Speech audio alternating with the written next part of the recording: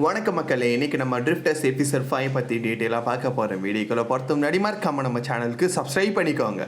எபிசோடோட ஸ்டார்டிங்கில் ஆர்மியை சேர்ந்தவங்க எல்ஃப்ஸோட கிராமத்துக்கு வந்துட்டாங்க. அந்த இடத்துல பார்த்தா பாத்ரூமில் இருக்க கழிவுகள் எல்லாத்தையுமே தோண்டி வச்சு அவங்க கிணறு ஃபுல்லாமே போட்டு வச்சுருக்காங்க. அது மட்டும் இல்லாமல் கிராமத்தில் யாருமே காணோம். என்னதான்ப்பா இங்கே நடக்குதுன்னு புரியாமல் இவங்க எல்லாருமே அந்த கிராமத்திலே தங்கி எல்ஃபை தேடலான்னு முடிவு எடுத்திருக்காங்க.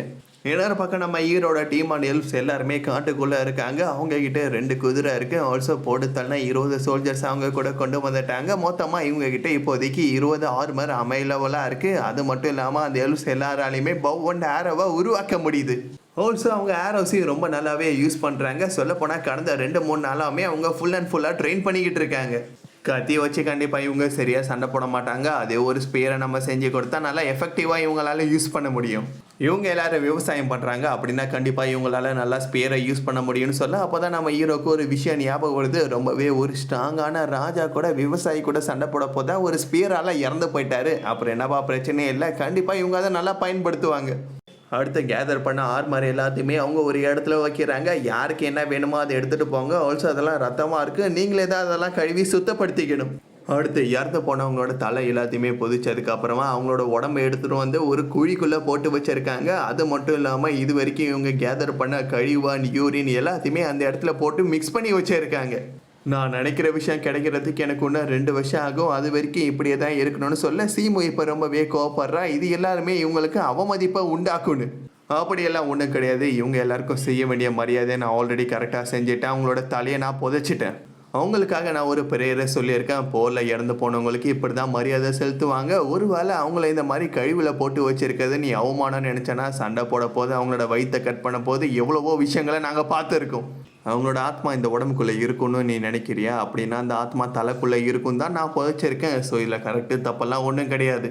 இப்போ தான் சீமுக்கும் இந்த உலகத்தை சேர்ந்தவங்களுக்கும் ட்ரிஃப்டர்ஸ்க்கும் வித்தியாசமே புரியுது. அவங்க ஸ்ட்ராங்கானவங்க, அறிவாளி, அது எல்லாத்தையுமே தாண்டி கூட உயிரை அவங்க எப்படி பார்க்குறாங்கன்னு.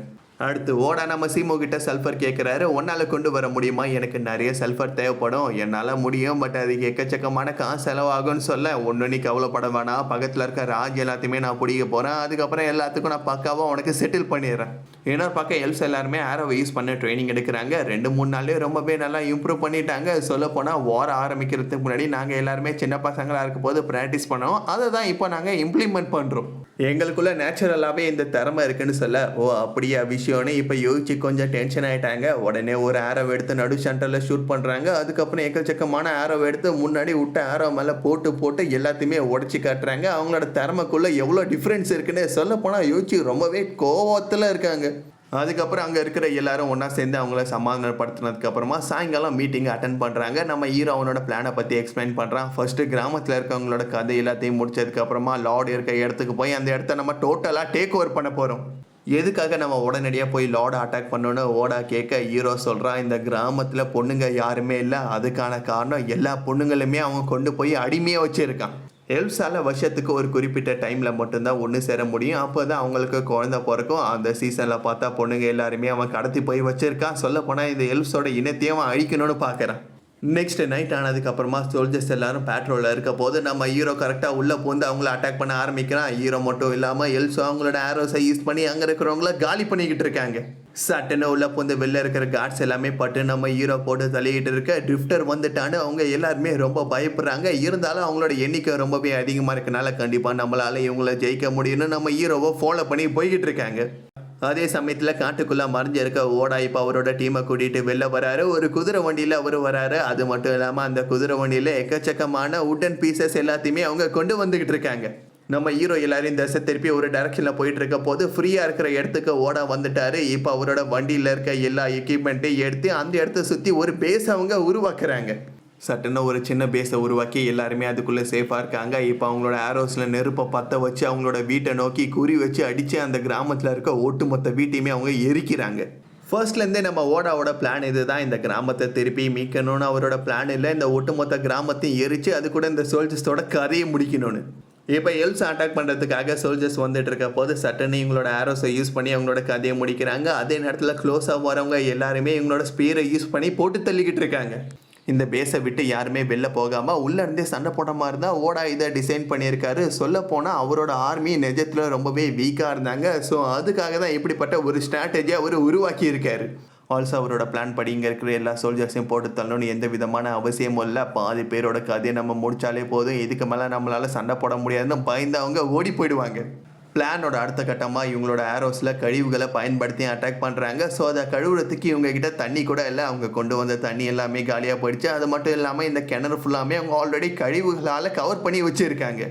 இப்படி பண்ணுறதுனால பெரிய பெரிய இன்ஃபெக்ஷன் எல்லாம் ஏற்படும். உடனடியே இதை கழுவாமல் விட்டோம்னா உயிருக்கே ஆபத்தாயிடும். சோல்ஜர்ஸ் எல்லாரும் என்ன பண்ணுன்னு தெரியாமல் முடிச்சுட்டு இருக்க போது கரெக்டாக நம்ம ஹீரோ அந்த இடத்துல என்ட்ரி கொடுக்குறோம். ஆர்மியை பொழந்த குறுக்கில் வந்து அந்த கமாண்டரோட கதையை முடிச்சுட்டா நம்ம ஹீரோ பார்த்து பயத்தில் எல்லாரும் அந்த இடத்துல இருந்து ஒரு டைரக்ஷனில் ஓட ஆரம்பிக்கிறானுங்க.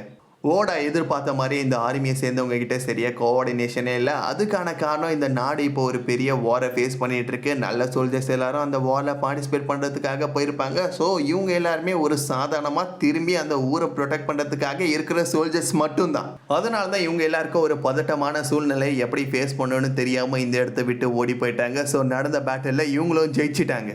பேட்டிலேருந்து தப்பிச்சு ஓடி போன சோல்ஜர்ஸோட நிலைமை என்னன்னு பார்த்தா காட்டுக்குள்ளே ஆல்ரெடி இவங்க எக்கச்சக்கமான ட்ராப் எல்லாத்தையுமே ஏற்பாடு பண்ணி வச்சுருக்காங்க. அதில் மாட்டிக்கிட்டு பாய் பிள்ளைங்களோட கதை முடிஞ்சிட்டு இருக்கு. அதுலேயும் சில பேர் தப்பிச்சு போயிட்டு இருக்காங்க. அவங்க எல்லாருமே யோசிச்சு ஃபாலோ பண்ணி கதையை முடிச்சு தள்ளுறாங்க. இந்த ஸ்ட்ராட்டஜியை பார்க்க போது யூச்சிக்கு கொஞ்சம் பயமாக இருக்குது. அதுக்கான காரணம் இவங்க நேர்மையாக சண்டை போடாமல் அவங்க எல்லாருமே ட்ராப்பில் மாட்ட வைக்கிறாங்கன்னு. இதே மாதிரி கருணை இல்லாமல் ஒரு மோசமான ஸ்ட்ராட்டஜியை யோயிச்சிக்கு தெரிஞ்சு ரொம்பவே க்ளோஸாக இருந்த ஒருத்தவன் பண்ணியிருக்கான். அவங்கள பார்த்தாலே யோயிச்சிக்கு கொஞ்சம் பயம், எப்படியாவது அவனை மறக்கணும்னு நினச்சிக்கிட்டே இருக்காங்க. நெக்ஸ்ட் இந்த இடத்தோட லார்ட் நடக்கிற பேட்டில் பற்றி டிஸ்கஸ் பண்ணிகிட்டு இருக்கான். எல்ஸ் அவர் அழிக்க சொன்னதுக்கான காரணம் என்னன்னு பார்த்தா எல்ஸ் மட்டும் இல்லாமல் அந்த பயபுல இதே மாதிரி அடிமையை வச்சுருக்க எல்லாருமே இப்போ ரொம்பவே கோவத்தில் இருக்காங்க. இவன் எக்கச்சக்கமான டேக்ஸ் எல்லாம் போட்டுட்ருக்கான். அது மட்டும் இல்லாமல் வார் நடக்கிறனால இவங்க ரொம்பவே வீக்காக இருக்கிறாங்க. ஸோ எல்லாருமே நம்மளை எதிர்த்து போராடுற ஒரு ஸ்டேஜுக்கு வந்துட்டாங்க. நம்ம இப்போ இந்த கிராமத்தை அழிச்சாதான் நம்ம மேலே ஒரு பயம் ஏற்படும். அப்போ தான் யாருமே நம்மளை எதிர்த்து போராடக்கூடாதுன்னு நினைப்பாங்க.